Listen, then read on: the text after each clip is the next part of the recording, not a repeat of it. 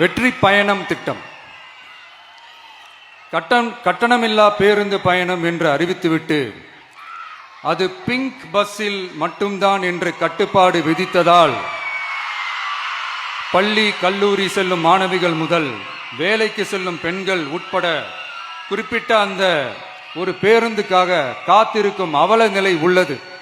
எனவே அந்த நிலை மாற வேண்டும்.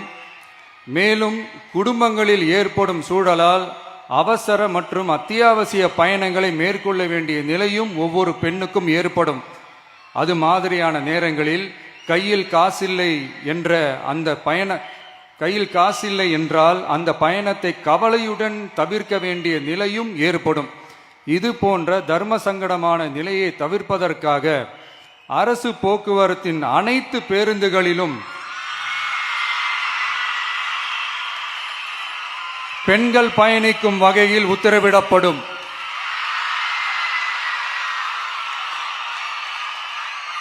இதன் மூலம் தமிழகத்தின் எந்த மூலையில் இருந்தும் எந்த இடத்திற்கும் அனைத்து பெண்களும் கட்டணமின்றி பயணிக்கலாம்.